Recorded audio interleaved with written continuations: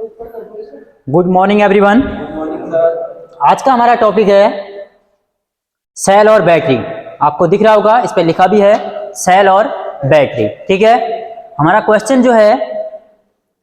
Question है इसमें पूछा गया है जो हमारे पास लेड एसिड बैटरी होती है, लेड एसिड बैटरी में ऋणात्मक प्लेट बनाने के लिए कौन सा पदार्थ उपयोग किया जाता है। जो ऋणात्मक प्लेट होती है, ऋणात्मक प्लेट जो होती है उसमें जो है कौन सा उपयोग किया जाता है, पूछा गया है हमको। एक तो धनात्मक प्लेट होती है बैटरी में, दूसरा कौन सा होता है, ऋणात्मक प्लेट होती है। जो ऋणात्मक प्लेट होती है किसकी होती है, किसकी होती है वो? ऑप्शन नंबर बी, बिल्कुल राइट आंसर है ऑप्शन नंबर बी। ठीक है, अगला क्वेश्चन। अगले क्वेश्चन में पूछा गया है, इस क्वेश्चन में पूछा गया है कि जो लेड एसिड बैटरी है उसमें विभाजक का क्या उद्देश्य होता है। भाई विभाजक का क्या उद्देश्य होता है? ऑप्शन कौन सा सही है? ऑप्शन नंबर सी, धनात्मक एवं ऋणात्मक प्लेटों के मध्य लघुपतित होना। ऑप्शन नंबर सी बिल्कुल राइट आंसर है, ऑप्शन नंबर सी। ठीक है, अगला क्वेश्चन। अगले क्वेश्चन में पूछा गया, आपको दिख रहा होगा एक डायग्राम दिख रहा है। इस डायग्राम में पूछा गया है कि जो हमारे पास 1.5 का एक सेल है, 1.5 हमको पूछा गया है जो टोटल वोल्टेज मिलेगी वो टोटल हमको वोल्टेज कितनी मिलेगी, ये पूछा गया है। अब आपको पता है क्योंकि जो टोटल वोल्टेज पैरेलल में जुड़े हुए हैं, क्योंकि बैटरी क्या है, जो हमारे पास सेल है वो पैरेलल में जोड़ दिए। पैरेलल का मतलब क्या होता है, पहली कॉइल का पहला सिरा और अंतिम कॉइल के अंतिम सिरे को एक साथ जोड़ते हैं, तो ये पैरेलल कनेक्शन कहलाते हैं। पैरेलल कनेक्शन में क्या होता है कि जो वोल्टेज होती है वो सेम रहेगी, जितनी एक सेल में वोल्टेज रहेगी उतना ही सभी में रहेगी। तो इसलिए ऑप्शन नंबर कौन सा सही होगा? ऑप्शन नंबर ए ही बिल्कुल सही राइट आंसर होगा। बट इसमें पूछता कि ये सीरीज में जोड़ता तो तब पूछता कि टोटल वोल्टेज कितनी मिलती, तो सीरीज में क्या हो जाती है, वोल्टेज जुड़ जाती है, तो हम टोटल जोड़ करके तब उसका आंसर लिख लेते। अभी जो आंसर रहेगा वो 1.5 वोल्ट रहेगा। ऑप्शन नंबर ए जो है वो बिल्कुल आपका राइट आंसर है। ठीक है, अगला क्वेश्चन। अगले क्वेश्चन में पूछा गया है, इस क्वेश्चन में पूछ रहा है कि जो हमारे पास इस क्वेश्चन में पूछा गया है कम समय में उच्च धारा बैटरी को आवेशन करने के लिए किस विधि का प्रयोग किया जाता है। मतलब कि पूछा क्या गया है, बैटरी को हम जब चार्ज करते हैं, बैटरी होती है हमारे पास, उस बैटरी को हम क्या पूछा गया है, कम समय में, बहुत कम समय में क्या है उच्च धारा दे रहे हैं, तो उसमें कौन सा दोष होता है, उसको क्या बोलते हैं, बूस्टर बोलते हैं। तो ऑप्शन नंबर बी बिल्कुल राइट आंसर होगा। ये जो इसमें टिकलर चार्जिंग कब होता है, टिकलर चार्जिंग तब होता है जब यहाँ पे पूछता कम समय में लंबे समय, उच्च की जगह पूछता लंबा समय पूछता, तो उसके लिए हम टिकलर चार्जिंग लगाते। बट अभी जो इसका ऑप्शन रहेगा वो ऑप्शन नंबर बी रहेगा। ऑप्शन नंबर बी में क्या है, बूस्टर बोलते हैं उसको, बूस्टर चार्जिंग होता है। तो ऑप्शन नंबर बी जो है वो बिल्कुल राइट आंसर है आपका। ठीक है, अगला क्वेश्चन। अगला क्वेश्चन में बताना, इस क्वेश्चन में पूछा गया है कि जो डिजिटल घड़ियां में सामान्यतः कौन से सेल प्रयोग किए जाते हैं। जो आपके डिजिटल घड़ियां होती हैं उनमें पूछा गया है सेल कौन सा प्रयोग किया जाता है। कौन सा किया जाता है, वो मरकरी किया जाता है। आपको मैंने बता रखा है जो लिथियम सेल की वोल्टेज कितनी होती है, मैक्सिमम वोल्टेज होती है 2.95 वोल्ट होती है। कहीं कहीं पे 2.5 वोल्ट भी लिखता है, तो इसका मतलब वो लिथियम सेल की बात कर रहा है। ठीक है, जो अभी ऑप्शन रहेगा वो मरकरी रहेगा। मरकरी में क्या होता है, ये जो है डिजिटल घड़ियों में उपयोग किया जाता है, तो इसलिए जो इसका ऑप्शन रहेगा वो मरकरी रहेगा, पारा बोलते हैं जिसको, ऑप्शन नंबर सी। अगला क्वेश्चन। अगले क्वेश्चन में पूछा गया है, इस क्वेश्चन में पूछा गया है कि जो लेड एसिड बैटरी है विद्युत अपघटन की तरह उपयोग किया जाता है। क्या उपयोग किया जाता है भाई, लेड एसिड बैटरी है उसमें आप क्या उपयोग करते हो, H2SO4 पर यूज करते हैं। जो H2SO4 होता है उसको क्या बोलते हैं हम, तनु सल्फ्यूरिक अम्ल बोलते हैं। तो इसलिए जो है ऑप्शन नंबर जो होगा वो ऑप्शन नंबर डी बिल्कुल राइट आंसर होगा। ठीक है, अगला क्वेश्चन। अगले क्वेश्चन में पूछा गया है उस दोष का नाम बताइए जिसके कारण द्वितीयक मतलब सेकेंडरी सेल में प्लेटें मुड़ जाती हैं। वो जो होता है वो बकलिंग दोष के अंतर्गत आता है। तो इसलिए ऑप्शन नंबर ए, प्लेटों का मुड़ जाना जो होता है बकलिंग दोष आता है। तो ऑप्शन नंबर जो होगा हमारे पास ए ऑप्शन बिल्कुल राइट आंसर होगा, ऑप्शन नंबर ए। अगला क्वेश्चन। अगले क्वेश्चन में पूछा गया है, ये क्वेश्चन आपको दिख रहा होगा, इसमें पूछा गया है बैटरी के आवेशन के दौरान वेंट प्लग को खुला क्यों रखा जाता है। आपको पता है वेंट प्लग कौन सा होता है, जब आप जिस पे आप H2SO4 अंदर डालते हो, बैटरी के अंदर H2SO4 डालते हो, तो वहां पे उनको बोलते हैं, जो आप उसको खोलते हो उसका ढक्कन, उसको वेंट प्लग बोलते हैं। उस वेंट प्लग में पूछा गया है कि जब चार्जिंग के दौरान, मतलब चार्जिंग आवेशन के दौरान वेंट प्लग को खोलना क्यों चाहिए, क्यों खोलते हैं? क्योंकि बैटरी जो गैसें होती हैं वो आसानी से बाहर निकल जाए करके, ठीक है कि नहीं है? गैसें बाहर निकालने के लिए होता है, तो ऑप्शन देख लो, गैसों को स्वतंत्रता पूर्वक बाहर निकालने के लिए, तो इसलिए ऑप्शन नंबर जो रहेगा वो ऑप्शन नंबर ए आपका बिल्कुल राइट आंसर है, ठीक है, ऑप्शन नंबर ए। अगला क्वेश्चन देख लो, ऑप्शन नंबर ए जो है वो बिल्कुल राइट आंसर है। अगला क्वेश्चन, अगले क्वेश्चन में पूछा गया है, इसमें एक आपको सर्किट दिया गया है, इस सर्किट में देखो आपका एक सेल लगा है 1.5 का, दूसरा सेल लगा है 1.5 का, तीसरा सेल जो है 1.5 का, किसमें जुड़े हुए हैं? सीरीज में। सीरीज में क्या होता है? पहली कॉइल का दूसरा सिरा दूसरी कॉइल के पहले सिरे के साथ, तथा दूसरी कॉइल का दूसरा सिरा तीसरी कॉइल के पहले सिरे के साथ, तथा तीसरी कॉइल का दूसरा सिरा पहली कॉइल के पहले सिरे के साथ जोड़ते हैं, उसको हम सीरीज कनेक्शन बोलते हैं। तो सीरीज में पूछा क्या गया है? टोटल वोल्टेज कितनी मिलेगी, आप जोड़ दो 1.5, तो आंसर कौन सा होगा? 4.5 जो है आपका राइट आंसर होगा। मैं आपको दिखाता हूं, ऑप्शन नंबर जो है वो ऑप्शन नंबर डी बिल्कुल जो है वो आपका राइट आंसर है, ऑप्शन नंबर डी। देखो आपको दिख रहा होगा, ऑप्शन नंबर डी जो है वो बिल्कुल राइट आंसर है। अगला क्वेश्चन, अगले क्वेश्चन में पूछा गया है, इसमें पूछा गया है कोई एक हमको सर्किट, बैटरी पूछी गई है, बैटरी का एक जो उसमें कार्बन जो होता है, पूछा क्या गया है, कार्बन जस्ता मतलब जिंक शुष्क सेल में कौन सा विद्युत अपघटन उपयोग किया जाता है? भाई किसमें पूछा गया है? कार्बन जिंक में पूछा गया है। कार्बन जिंक मतलब कार्बन जस्ता बोलते हैं इसको। उसमें क्या करते हैं हम? अमोनियम क्लोराइड करते हैं। तो ऑप्शन नंबर कौन सा सही होगा? Option number B. Option number B में क्या है? Ammonium chloride. किसकी बात कर रहा है? आप ध्यान रखना, कार्बन जिंक की बात कर रहा है। ये कार्बन जिंक होता है, इसको बोलते हैं हम अमोनियम क्लोराइड होता है इसके अंदर जो इलेक्ट्रोलाइट डालते हैं। जैसे आपको पता है बैटरी के अंदर कौन सा इलेक्ट्रोलाइट डालता है? H2SO4 डालते हैं। और जो हमारे पास कार्बन जिंक होता है इसके अंदर किसका डालेंगे? MnO2। इसका रासायनिक नाम होता है MnO2। कॉपी में लिख लेना, MnO2। अगला क्वेश्चन, अगले क्वेश्चन में पूछा गया है, इस क्वेश्चन में पूछा गया है कि विद्युत आवेश, देखो भाई कितना सिंपल क्वेश्चन पूछा गया है, मैं इनको आप सबको बता दूंगा।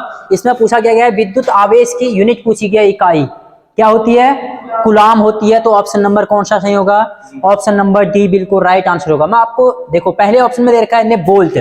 वोल्ट किसकी होती है? वोल्टेज की होती है, पता चल गया। उसके बाद हमको वाट दे रखी है, वाट किसकी होती है? पावर की होती है, शक्ति बोलते हैं इसको हम।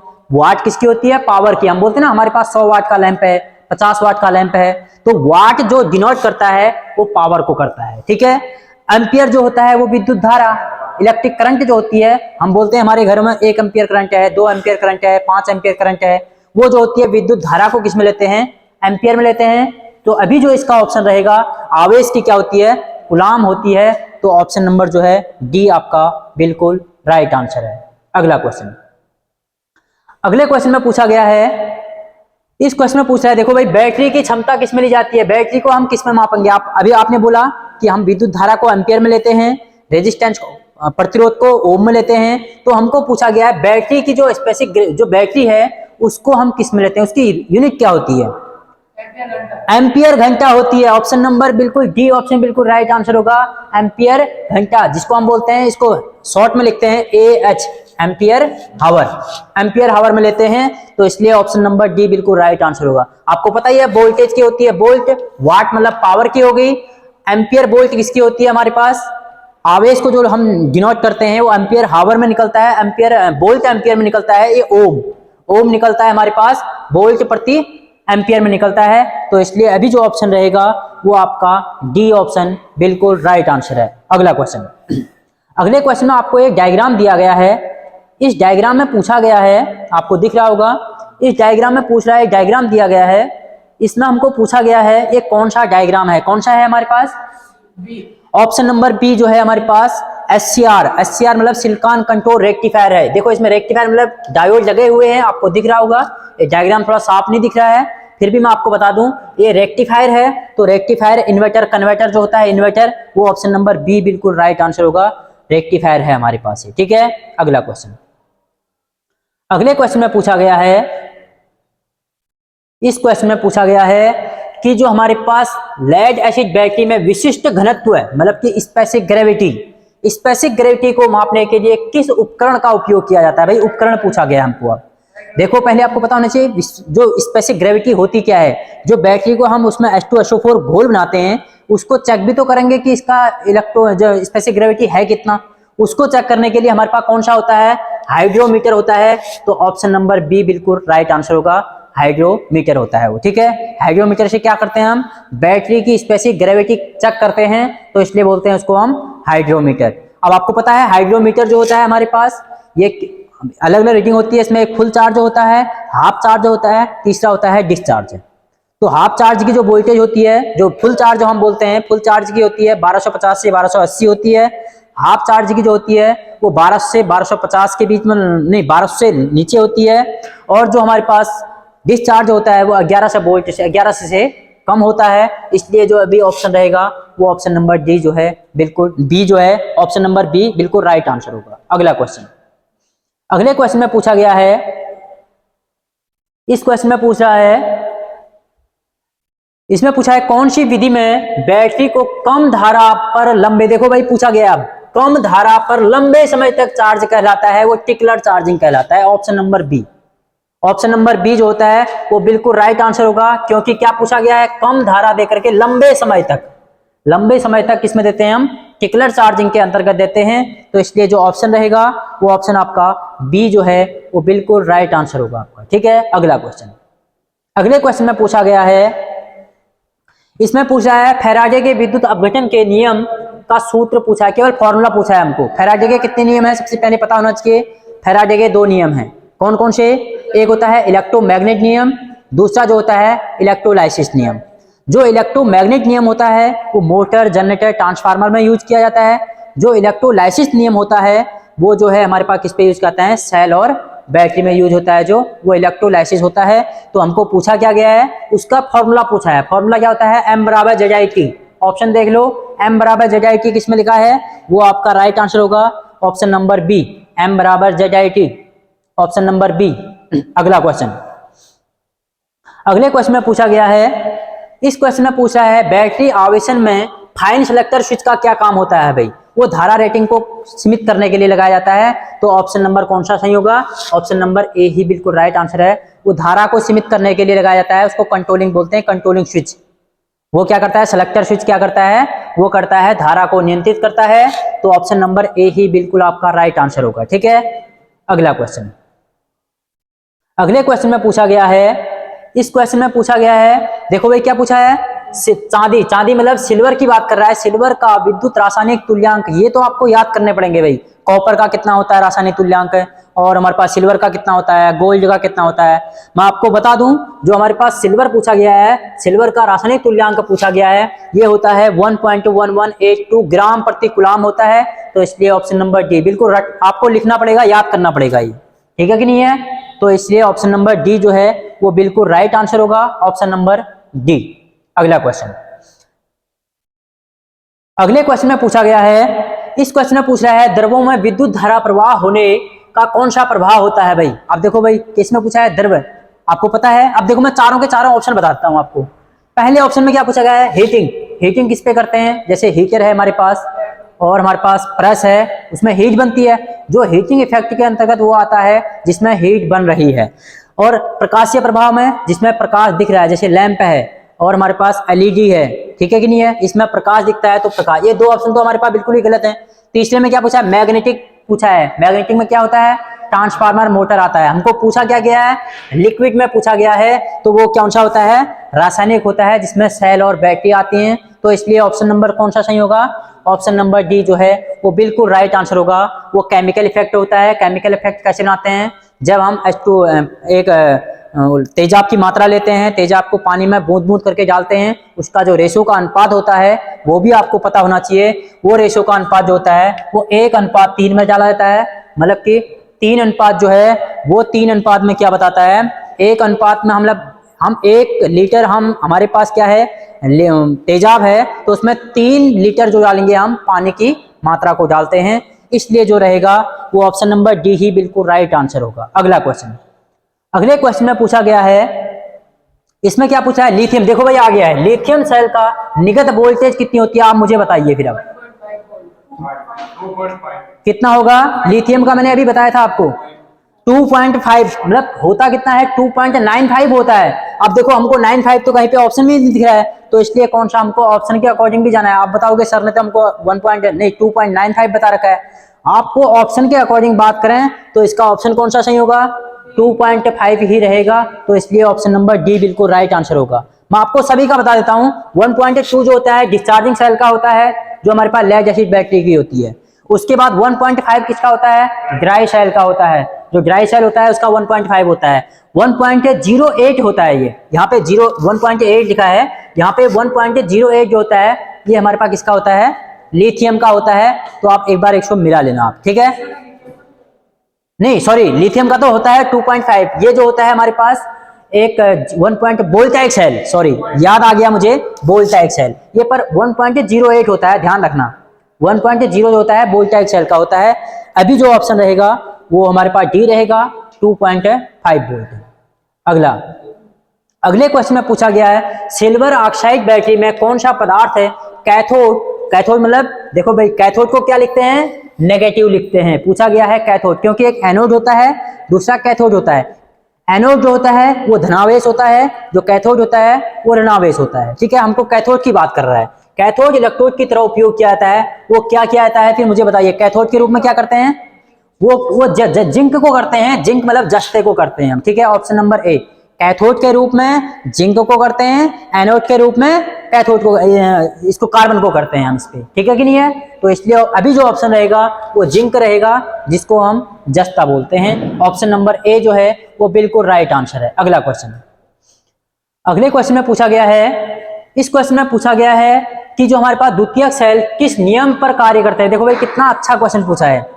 क्या पूछा गया है, सेकेंडरी जो सेल है वो किस नियम पर काम करते हैं। मैंने आपको अभी लॉ बताया था आपको, इलेक्ट्रोमैग्नेटिक नियम और इलेक्ट्रोलाइसिस। जहां पे इलेक्ट्रोलाइसिस लिखा है वो आपका नियम बिल्कुल राइट आंसर होगा। आप देख लो, फैराडे के प्रेरण चुंबकीय मैग्नेटिक इफेक्ट पे नहीं करता है भाई।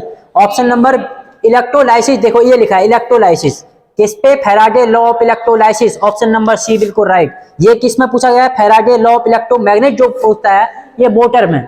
यहाँ पे पूछता है डीसी मोटर में कौन सा नियम प्रयोग किया जाता है, तब हम डीसी में ऑप्शन नंबर डी लगाते। पर हमको अभी सेकेंडरी बैटरी की बात कर रहा है, तो बैटरी में इलेक्ट्रोलाइसिस होता है। तो ऑप्शन नंबर जो है वो सी आपका बिल्कुल राइट आंसर है, ऑप्शन नंबर सी। अगला क्वेश्चन, इस क्वेश्चन में पूछा गया है, आपको दिख रहा होगा, इसमें पूछा गया है कौन सी युक्ति सूर्य के प्रकाश को विद्युत ऊर्जा में परिवर्तित करती है।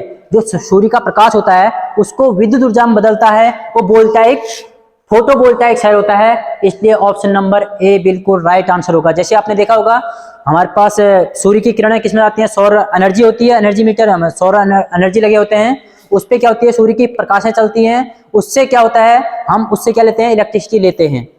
किरणों से, प्रकाश की किरणों से क्या लेते हैं, इलेक्ट्रिसिटी लेते हैं। उसी प्रकार यहाँ पे पूछा गया है सूर्य की किरण से जो ऊर्जा प्रवृत्ति की जाती है वो हमारे पास फोटोवोल्टाइक सेल किया जाता है। ऑप्शन नंबर जो होगा वो ऑप्शन नंबर ए जो है वो बिल्कुल राइट आंसर होगा आपका, ठीक है। अगला क्वेश्चन, अगले क्वेश्चन में पूछा गया है, इसमें पूछा है लेड एसिड बैटरी में बकलिंग दोष का कारण पूछा गया है। बकलिंग दोष का मतलब प्लेटों का, इलेक्ट्रोडों का मुड़ जाना, मतलब प्लेटों का मुड़ जाना, जो बकलिंग दोष के अंतर्गत आता है। इलेक्ट्रोड मतलब प्लेटें तो हुई उसके अंदर, वो प्लेटों की तो बात कर रहा है, तो प्लेटें क्या होती हैं, इलेक्ट्रोडों, जो बकलिंग दोष होता है उसमें प्लेटों का मुड़ जाना होता है, इसलिए इलेक्ट्रोड का मुड़ जाना होता है। ऑप्शन नंबर जो होगा वो ए ही बिल्कुल राइट आंसर होगा आपका, ठीक है, ऑप्शन नंबर ए।